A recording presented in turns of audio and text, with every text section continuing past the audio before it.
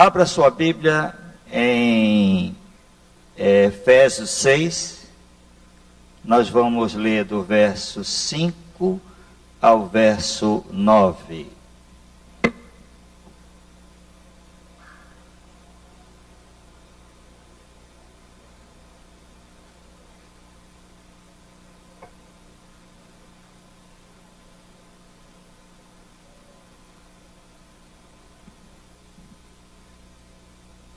Quanto a vós outros servos, obedecei a vosso Senhor segundo a carne, com temor e tremor, na sinceridade do vosso coração, como a Cristo, não servindo à vista como para agradar a homens, mas como servos de Cristo, fazendo de coração a vontade de Deus, servindo de boa vontade como ao Senhor e não como a homens, certo de que cada um, se fizer alguma coisa boa, receberá isso outra vez do Senhor, quer seja servo, quer livre.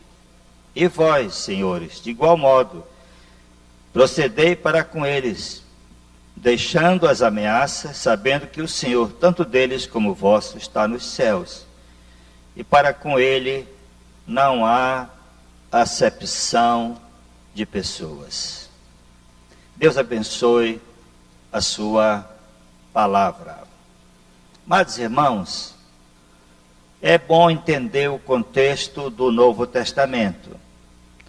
Dr. John Stott escreveu no seu comentário desse trecho que havia no Império Romano 60 milhões de escravos. A relação entre o escravo e o senhor era uma relação que não era questionada, a escravatura não era questionada. E alguns senhores de escravo eram cruéis, humilhavam, batiam, e eles tinham o direito até de tirar a vida do escravo. Não era crime se mandasse ou se matasse o escravo. Que coisa absurda, mas era assim que acontecia no Império Romano. O sistema da escravatura, então, é citado em alguns filósofos, outros nem tanto, mas, por exemplo, Platão, em seu plano de vida virtuosa, não citava os escravos, estava simplesmente implícito. Aristóteles disse: um escravo é uma ferramenta viva, assim como a ferramenta é um escravo inanimado. Reconhecia que um escravo é uma espécie de propriedade que tem alma. Aristóteles, o grande Aristóteles. Sêneca ensinava a fraternidade entre os homens e instava na bondade aos escravos. Sêneca tinha uma posição melhor do que os dois. Paulo escreve para escravos e senhores cristãos, que já tinham alguns espalhados pelo mundo do Novo Testamento, na época de Paulo, quando escreveu aqui a carta aos Efésios. E dando princípios de relacionamento, Paulo inclui aqui, irmãos, os livres. No verso 8 final diz: quer seja servo, quer livre. Livre são, no caso do tempo do Novo Testamento, você vai encontrar isso em algumas passagens, o jornaleiro. Não era alguém que vendia jornal, era alguém que nem existia jornal. Era alguém que trabalhava por jornada, diaristas. Lá a parábola daqueles servos da vinha, que um veio a hora tal, são pessoas que trabalhavam por diárias. E hoje nós chamamos de empregados, pessoal da CLT, ou então, alguns lugares é chamado de servidores, geralmente o servidor público. Algumas empresas dão a palavra de cooperadores, funcionários. Essa é a ideia que nós temos hoje, essa dinâmica. Em primeiro lugar, eu queria ver princípios para empregados ou prestadores de serviço. Nós não temos mais escravos hoje no Brasil. Aliás, a escravatura foi golpeada por William Wilberforce. Pastor John Milton, que era um traficante de escravos, se converteu, isso na Inglaterra, muitos anos atrás, e sob a influência de John Wesley. Então, os evangélicos é que levantaram a bandeira, e William Wilberforce era um deputado da Câmara dos Comuns, e ele conseguiu, através da bênção de Deus, uma lei que atingia em cheio o Império inglês, que era um império que o sol não se punha, porque eles dominavam muitos lugares do mundo. Era um evangélico comprometido com a causa da justiça, da verdade. Então, o primeiro princípio está aqui, irmãos, no verso 5. Quanto a vós outros, obedecei a vosso Senhor, segundo a carne, com temor e tremor, na sinceridade do vosso coração. Eu coloquei, se submeta ao vosso patrão. Você não tem mais senhor, você tem um patrão que te paga o salário. Ou o seu chefe.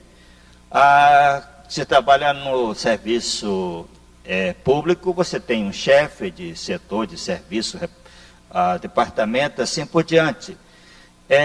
Temor e tremor, ou seja, temendo ao Senhor. Respeite o seu patrão, respeite o seu chefe. Isso vai trazer benefícios à sua vida. Paulo fala em Colossenses 3, servos, obedecei em tudo o vosso Senhor, segundo a carne, não servindo apenas sob vigilância, visando tão somente agradar a homens, mas em singeleza de coração, temendo ao Senhor. Segundo, faça-o na sinceridade do vosso coração, é o que está no final do verso 5, né? Servir na sinceridade do vosso coração. Isso é válido também para quem trabalha, como empregado, como um servidor, um funcionário. Faça. A palavra grega aqui para coração é cardia, que tem a ver com pensamentos e sentimentos, está ligado muito à mente. Daí vem a palavra cardiologista, né? E tantas palavras que tem a ver com o coração, vem desta palavra grega, a palavra cardia. Já a palavra no verso 6, quando diz assim, não servindo à vista como para agradar a homens, mas como servo de Cristo, fazendo de coração a vontade de Deus, aqui é a palavra psique, que tem a ver com sopro, com a ideia de espírito, alma racional. Então, nós somos chamados para servir aqueles que nos pagam salário de coração. E alguém pode perguntar, pastor, mas se o meu patrão não é crente? Da mesma maneira. Eu tenho tido o privilégio de ir em algumas empresas, quando eles inauguram um prédio novo, quando, então, alguma coisa nova, está começando uma pequena empresa. Eu gosto de ir, que seja crente ou não, e orar por aquela empresa. Por quê? Ali está gerando emprego, gerando renda para a família, dignidade para quem está trabalhando. Agora, o empresário está correndo risco, pagando uma alta carga de impostos, e esse risco pode ser o risco de perder a sua própria casa, se ele não for bem sucedido. Esse é o Brasil de maiores impostos, não sei se somos o primeiro ou o segundo em impostos do mundo. Nós estamos aí de campeão para vice-campeão de impostos no mundo. Agora, Paulo diz também no verso 5, como a Cristo. Isso é libertador, porque você não está trabalhando em primeiro lugar para o patrão ou para o chefe do seu setor. Mas você, Paulo diz, trabalhe como a Cristo. E a palavra de Deus diz em vários lugares, tudo o que fizerdes, fazei de coração como para o Senhor. Se você, vamos dizer aqui, tem aqui donas de casa, irmãs que deixaram o trabalho, estão em casa cuidando das crianças, cuidando da alimentação do esposo, ou seja o que for, você tem que pensar assim, Jesus é meu hóspede, e eu vou cozinhar como fosse cozinhar para ele, eu vou lavar e limpar como se estivesse fazendo. É isso, irmãos, que a Bíblia está ensinando.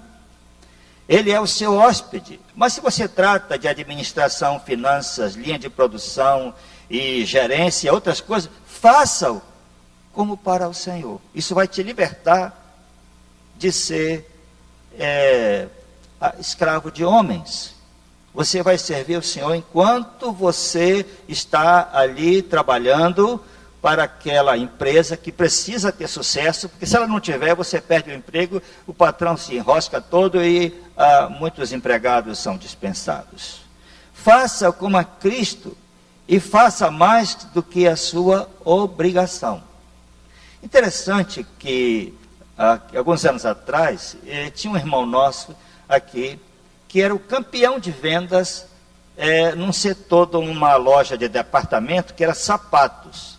E eu perguntei, era tão timidozinho ele, assim, qual é o segredo de você ser o campeão de vendas na empresa? Ele disse que todo mundo, quando termina o expediente, vai embora. Eu fico e vou arrumar os sapatos. Quando o cliente chega, eu sei onde está o 39 marrom, 39 preto, 40 marrom, sei, e eu vou lá, está aqui. Eu vendo mais porque eu sei onde está o sapato, só isso. E eles vão embora quando dá 6 horas, e eu vou arrumar as caixas direitinho, eu sei onde está tudo que eu arrumei. Mas eles não sabem. Eles perdem muito tempo e dizem, não tem. Veja que coisa tão simples. Alguém que resolveu gastar um pouco mais do trabalho para arrumar as coisas. E assim, irmãos, o trabalho. Eu acompanho a vida de alguns jogadores que são tidos como grandes talentos, mas esses são os que ficam no treino, treinando falta o tempo todo. Depois que todo mundo vai embora, o cara continua. Depois chega lá num jogo, faz um gol daquele belíssimo. O cara é um talento, mas ele passou horas e horas treinando. E acho que Beethoven, que falava que era 2% de genialidade, 98% era trabalho. Não é fácil vencer na vida. Precisamos, como Paulo diz em Efésios 5, remindo o tempo porque os dias são maus, quer dizer, aproveitando as oportunidades. Isso numa palavra mais clara. Quarto lugar, irmão, servindo, trabalhando, não à vista, sob vigilância, para agradar homens, mas como servo de Cristo. Aqui no verso 6, não servindo à vista, como para agradar homens, mas como servo de Cristo. E aí diz, fazendo de coração a vontade de Deus. Em quinto lugar, fazendo de coração a vontade de Deus, servindo de boa vontade, como ao Senhor e não a homens. Veja bem que Paulo, sendo livre, cidadão romano, ele se intitula de doulos, ou seja, escravo de orelha furada. Assim, nós, pastores, evangelistas, oficiais da igreja, líderes de grupos, de ministério, todo crente comprometido com Deus, abre mão dos seus direitos para ser um servo de Cristo. Aqui está, irmãos, uma base bíblica para o sacerdócio universal de todos os crentes. Ou seja, todas as profissões podem ser para o Senhor. O sacerdócio universal de todos os crentes é a ideia de onde você está trabalhando. É um trabalho honesto? Ali você está exercendo a sua função. Muita gente não dá nenhuma importância para o lixeiro. Mas se o caminhão do lixo passar uma semana sem passar na sua rua, você vai sentir uma falta e vai sentir um odor terrível.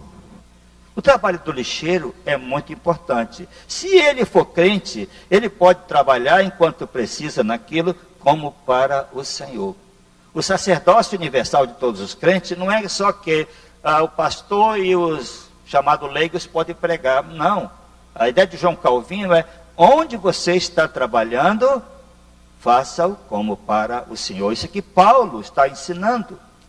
E nós temos na nossa mente uma ideia de secular e sagrado que a Bíblia não tem. Às vezes nós falamos do mundo secular e a nossa vida cristã. Irmãos queridos, tudo é para o Senhor. Quer comais, quer bebais, quer façais qualquer outra coisa, fazei-o como para o Senhor. Eu não tenho visto, mas eu peço que se alguém está acessando o celular nas redes sociais, por favor, gente, não faça isso. Você está perdendo o seu tempo precioso. Tem toda a noite, a madrugada, você não precisa dormir, pode ficar no celular até de manhã cedo, sem problema. Depois você vai para a aula e vai dormir na sala. Então faça de coração a vontade de Deus, e não como a homens. Isso é libertador. Isso pode ser para qualquer profissão. Pedro diz até, não só atender os patrões ou os senhores que são bons, mas aqueles que são maus. Faça como para o Senhor. Interessante que um empresário, ele estava tendo sucesso no seu empreendimento, e alguém observou aquele empresário, perguntou dele qual era o segredo. E ele disse o seguinte: quando eu chego no trabalho, eu observo se tem algum empregado com o rosto caído, assim, aquela cara de nota promissória vencida. Ô mamão macho, né? Assim. Aí ele observa que alguém está com o rosto, um homem ou uma mulher, mulher observa, mulher sabe tudo que nós estamos pensando, sentindo, é só de olhar para o rosto, mas nós somos meio devagar nesse negócio. Ela fala: o que você tem? Não tenho nada. Mas como se não tem nada? Seu rosto está dizendo que você não está bem. É assim que elas falam. Mas então ele chamava para o seu escritório, ia conversar com aquela pessoa. É isso que ele fazia. Ele tinha atenção à vida emocional dos seus empregados. Convidava para ir, estar com ele na sala, e perguntava: como vai você? Como vai sua família? Como vai isso? O que está passando com você? Pode falar, estou aqui para lhe ouvir. Quer dizer, fazia o trabalho não de um patrão, mas de um terapeuta. E a pessoa então dizia: eu estou com um problema. E aí colocava para fora, e ele então tomava a decisão que convinha, mas lhe dava uma palavra e observava que aquela pessoa estava sofrendo. Sabe, irmãos, quem cuida, eu já ouvi muitas vezes isso: o maior patrimônio da nossa empresa são nossos funcionários, nossos empregados. Se a pessoa acredita nisso mesmo, ele vai agir de um modo realmente muito bom com esses empregados. Mas eu estou falando ainda com o empregado, e aqui no verso 7 diz: servindo de boa vontade como ao Senhor. E no verso 8 tem uma promessa: certo de que cada um, se fizer alguma coisa boa, receberá isso outra vez do Senhor, quer seja servo, quer livre. Veja que promessa interessante. Você trabalha, ganha o seu salário, sustenta a sua família, mas se você fizer como para o Senhor, você está fazendo uma coisa boa. E se alguém fizer alguma coisa boa, receberá do Senhor outra vez. Paulo diz em Colossenses, que o Colossenses é parecido com Efésios. Ele diz assim: tudo o que fizerdes, fazei de todo o coração, como para o Senhor e não para homens. Colossenses 3, 23. Ciente de que recebereis do Senhor a recompensa da herança. A Cristo, o Senhor, é que estais servindo. Pois aquele que faz injustiça, receberá em troco a injustiça feita. E nisto não há acepção de pessoas. Então, fazer como para o Senhor. E se você fizer injustiça, usar o tempo do trabalho para fazer outra coisa, e enrolar, você vai receber a injustiça também como resposta da sua injustiça. Mas se fizer aquilo que agrada a Deus, você vai receber de Deus também galardão por causa do seu trabalho. E a palavra é genérica: qualquer coisa boa. Jesus disse até: um copo de água fria, se der para alguém, um dos seus filhos, você receberá galardão. Então, que coisa tão simples numa terra que tem água, muita água. Princípios agora para os patrões, ou para os chefes. De igual modo, procedei para com eles. Verso 9. Deixando as ameaças, sabendo que o Senhor, tanto deles como vosso, está nos céus, e para com ele não há acepção de pessoas. Paulo se dirige agora aos que são os patrões, ou são o chefe da seção, do setor, do departamento, que têm liderança sobre os empregados ou sobre os funcionários. Trate seus empregados ou subalternos com respeito. A ideia é o seguinte: você quer ser respeitado? Trate-os com respeito, temendo a Deus, porque Deus vai julgar tanto um quanto o outro. Se relacione com eles também na sinceridade do vosso coração.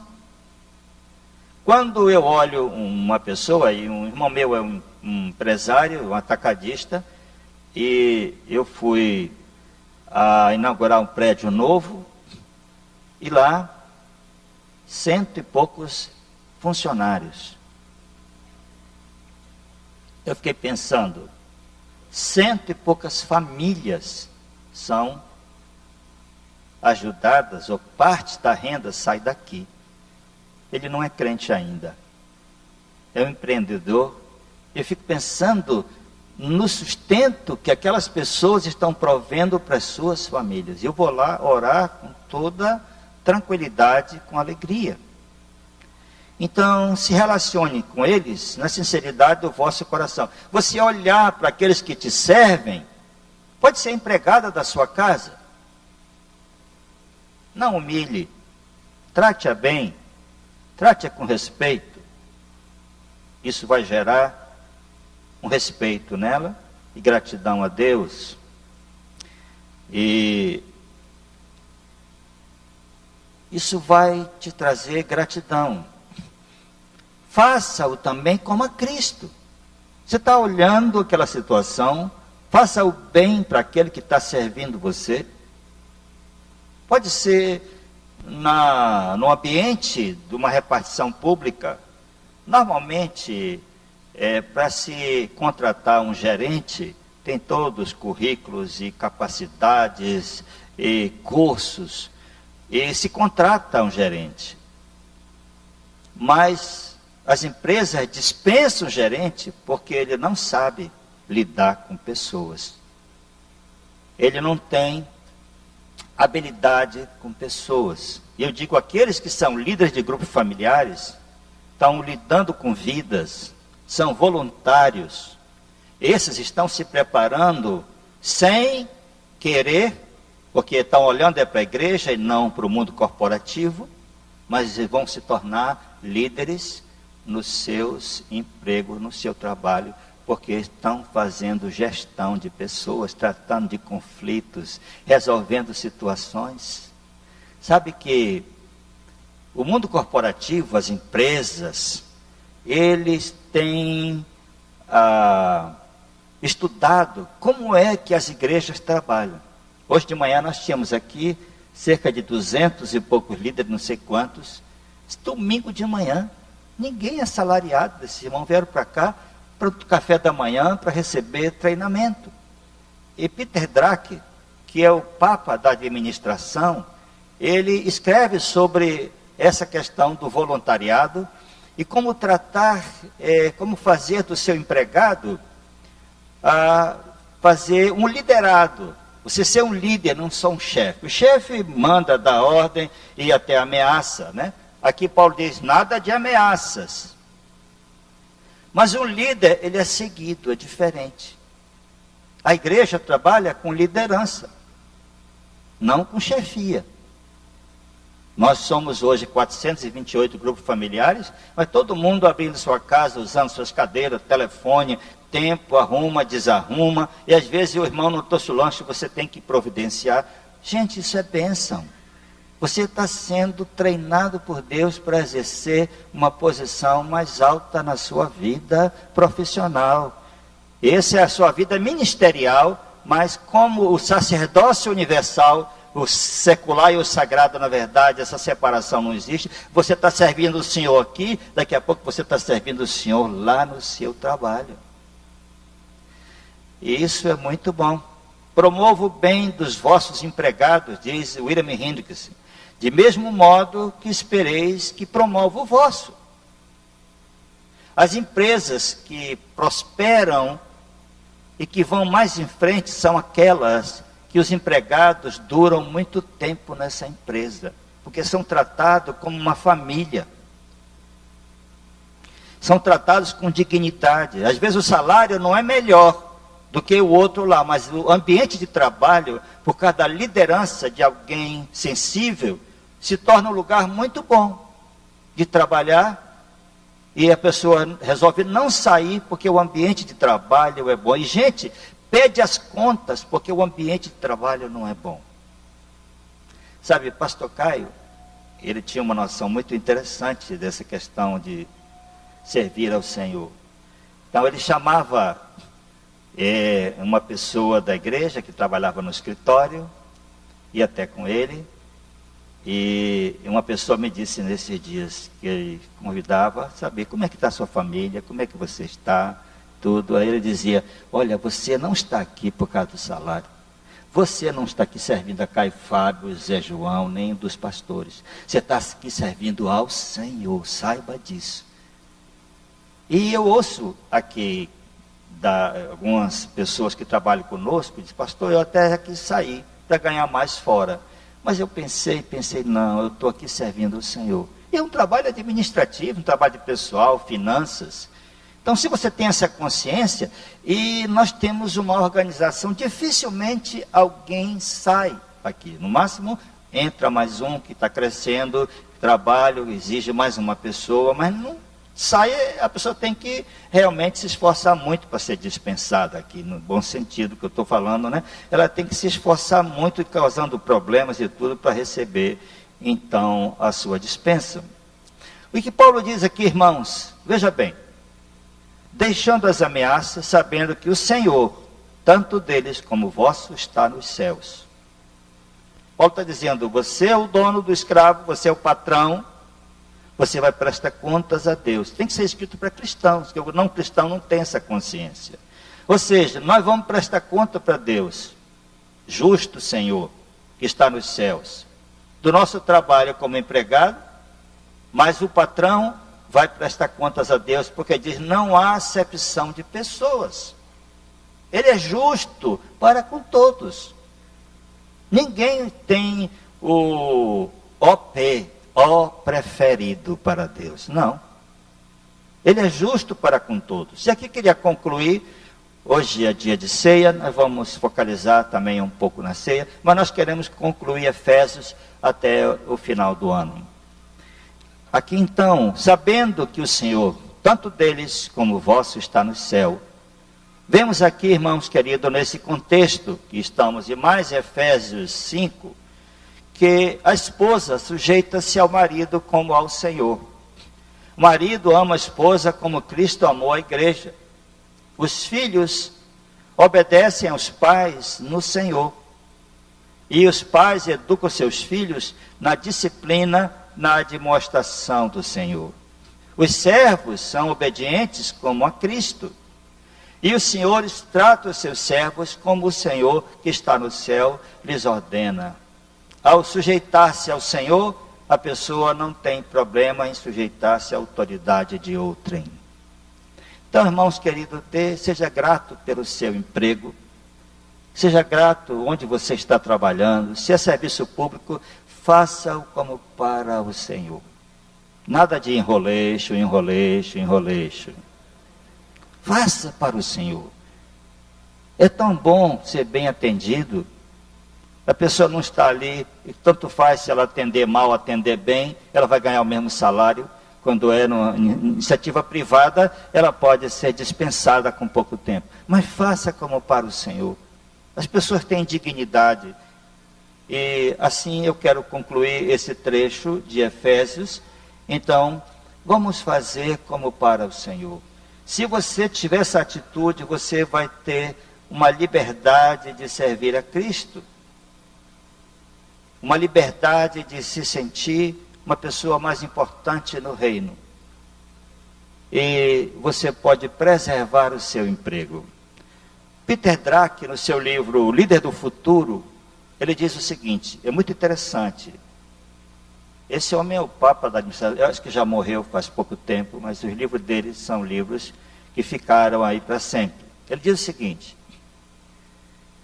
que o líder do futuro, numa organização, é alguém que conhece os processos, não é processo jurídico, mas os processos de produção, que conhece diferentes áreas, que exerceu várias funções.